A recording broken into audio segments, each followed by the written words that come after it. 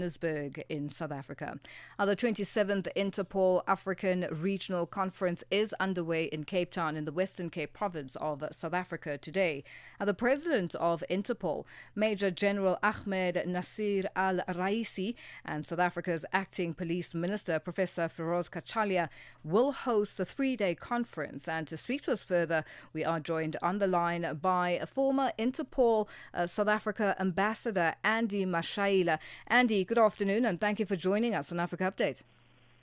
Good afternoon to you, Lulu, and to the wonderful listeners of your show. Now, what can we expect to come out from this three-day conference with what we're seeing in terms of the crime levels, not only in South Africa, but just across the African continent? But seemingly, South Africa has sort of become a hub of a lot of wrongdoing. Lulu, yes, you're quite correct. South Africa is not only a transit country or a transit point in the operations of the transnational organized crime. It is also a source of a transnational organized crime. Our people go out of our country, meaning South Africans go and commit crimes or work with transnational organized crime syndicates elsewhere and harbor fugitives in our country. Talking about transnational organized crime, Lulu, we expect from the conference better policies, better operational cooperations between South Africa and the continent. Remember, this is a regional Interpol conference, and we have learned that at the end of these few days of the conference, and a committee, an African committee of Interpol is going to be established. What you and I would refer to as Afripol, because you might know that there's what we call Europol. Going back to what the expectations would be, you are looking at new ways of handling cyber criminals, new ways of handling organized crimes in human trafficking, arms trafficking, terrorism, drug trafficking, trafficking in children, and trafficking in women, as we have seen those influencers targeting 18 to 22-year-olds. That would be trafficking in women, and disappointing that in South Africa, influencers not respecting Women's Month, and women's rights. So this conference has a lot of serious concern to look at, so that crime not only in South Africa, around Africa, the 54 countries, it is targeting the reduction of crime. And you and I have seen the stats that were released yesterday, that crime is on the increase. Mm-hmm. It's in terms of crime being on the increase, where are we getting it wrong? A number of things, Lulu. It's not the police that must control crime, as well as participation of the communities. The one other thing that is key would be the economy of the day. When the economy is stagnant, when the economy is not yielding performance that would lead to new companies being established, new job opportunities coming into play, crime will be on the increase. Whether we like it or not, people will not steal the heater in my mom's house or the plasma in your house for the purposes of buying Yaupe only. Some money will go into buying half a loaf of bread or a loaf of bread for that addict, for that individual to eat, or for that group of men to provide for their children, looking at the expenses in terms of your home economics and upbringing of children. So it's a kaleidoscope of factors, or a myriad of factors that would lead to crime being on the increase. Key and critical would be a criminal justice cluster. It's in shambles. Both you and I know. We have learned of a national, a provincial prosecutor being suspended, Mr. Andrew Chauke, and amongst others. And we have seen police officers being arrested in the commission of crime. And we have seen General Ntantam Kwanazi indicating that there is part of law enforcement that is controlled by organized crime. You know, what's also interesting, and I think, I don't know whether people are paying attention or seeing it, but in most of these crimes where you find that whether it's drug related or some drug kingpin has been arrested and so on, most times you'll find that what is being reported is that in their previous lives, they were police officers. Lulu, some of them in their previous lives were police officers. It is only a small number, but very rotten to the core and very dangerous and very satanic in terms of violating people's rights from a safety and security point of view. Let's tell you why, Lulu. When you operate and you do patrolling in Community A or Alex and Community D being Deep Slot or Community C being Carltonville or B being Beckersdale or K being Kagiso, you realize that those police officers, one, majority of them are not from those communities. Two, even when they would have committed crime, it would not be easy to identify them. Three, over the weekends when they are off duty, they go to taverns, places of entertainment to relax. That's where criminals get hold of them, buy them a beer or two, establish a relationship. At the end of the day, give this gentleman 5,000.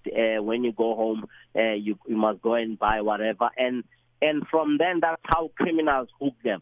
That's why you would find that they are involved in crime themselves or protecting criminals, drug dealers, car hijackers, and many of these evils of society.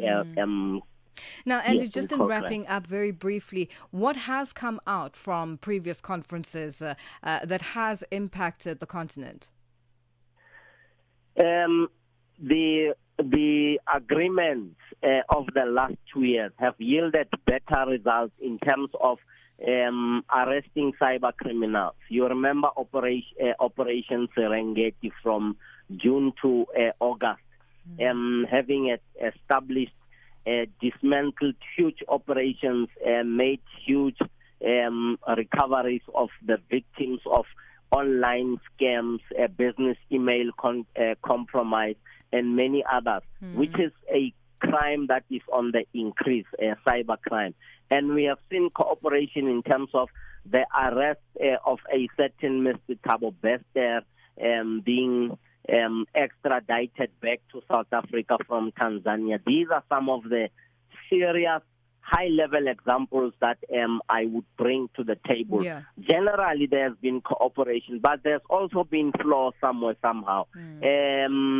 Early this morning, I was on some interview, and I saw General Ntantampwana saying KZN had a good relationship with Mozambique or South Africa.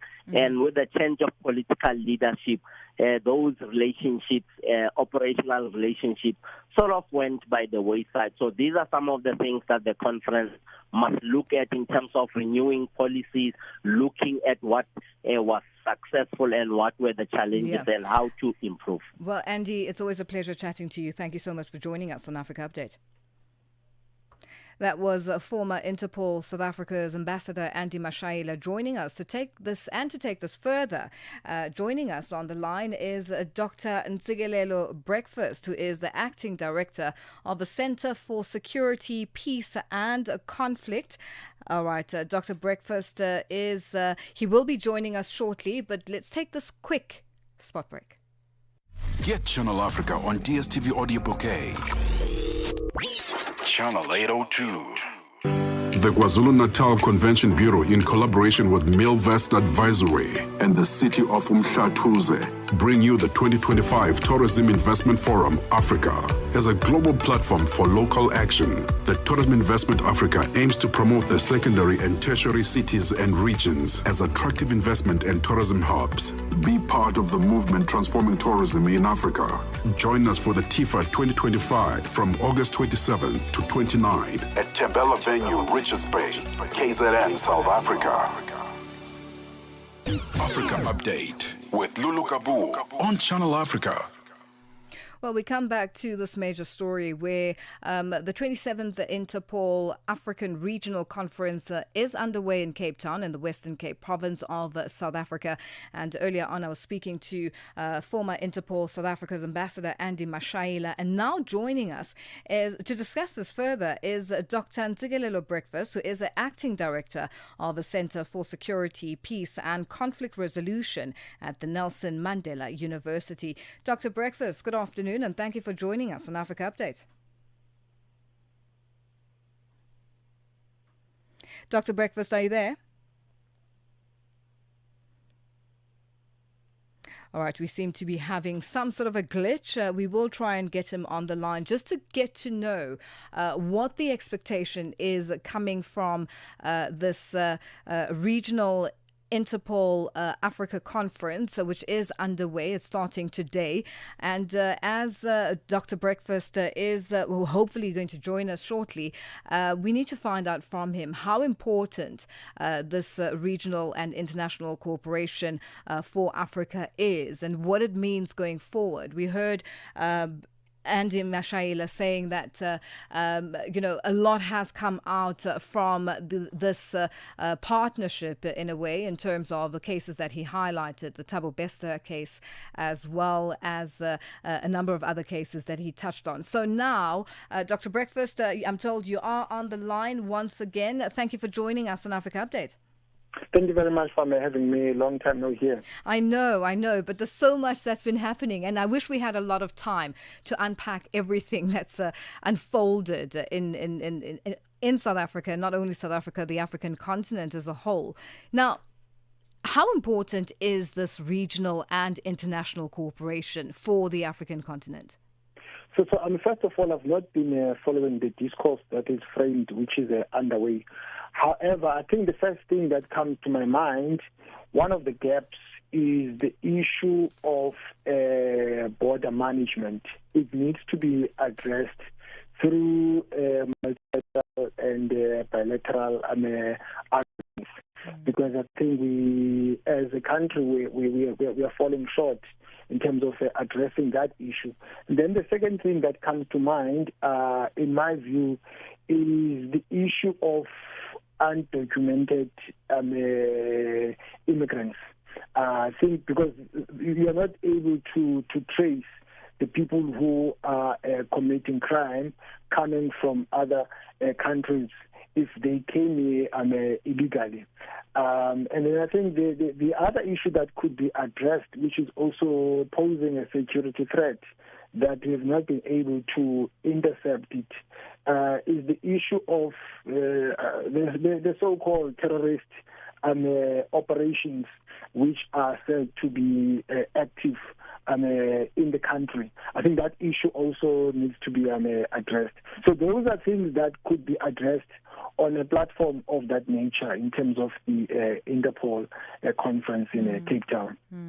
Now, with regards to the undocumented immigrants and the terrorist operations that are seemingly happening in South Africa, how do you think they need to be addressed realistically? Because the undocumented immigrants has become a big challenge, and is seemingly there isn't a solution that will work for everyone, and thus we see incidences of some organizations stopping people from going into hospitals and clinics and so on. It has become uncomfortable. How do we deal realistically with the undocumented immigration issue and the terrorist organizations that seem to be operating and it's normal, it's business as usual?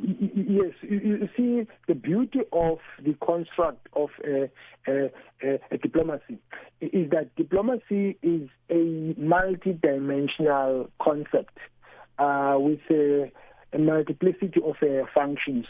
So one of the ways and means of dealing with that is through border diplomacy. That could be done by the armed forces, our defense force, through the other armed forces, besides being done at the level, at the political level, whereby, and also the terrorist operations, those issues could be addressed at that level in terms of defense diplomacy, in terms of exchanging information, but that also could feed into SADC and other multilateral forums which are out there in terms of the exchange of information so that these security threats can be intercepted in advance. Why have we not been able to get it right? The undocumented immigrants issue has been an ongoing crisis for many years. And now, with these terrorist operations that are alleged to be taking place in different parts of the country, why has nothing been done up until now? The problem is corruption. The second problem is the poor management of borders. And I also don't think that we have shared information with other neighboring states the way we should have.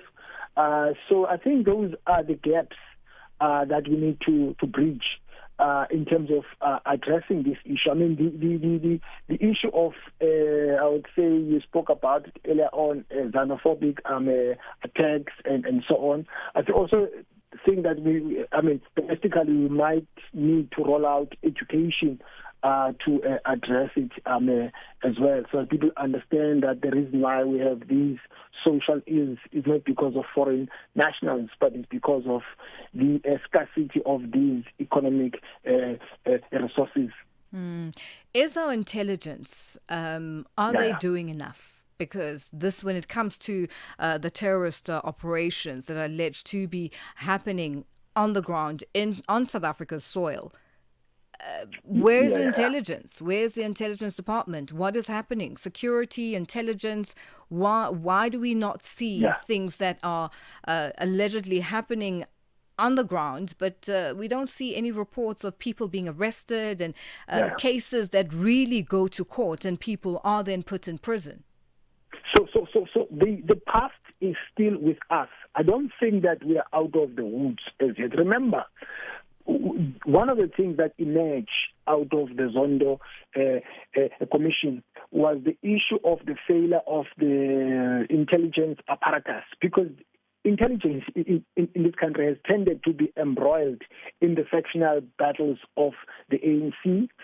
It has tended to be used in pursuit of political agendas as opposed to intercepting security threats. So we need a intelligence apparatus that is accountable also to the country, which is transparent and so on. So I think those were some of the recommendations that emerged out of that report of Africa. That's why it was put or subsumed into the presidency now.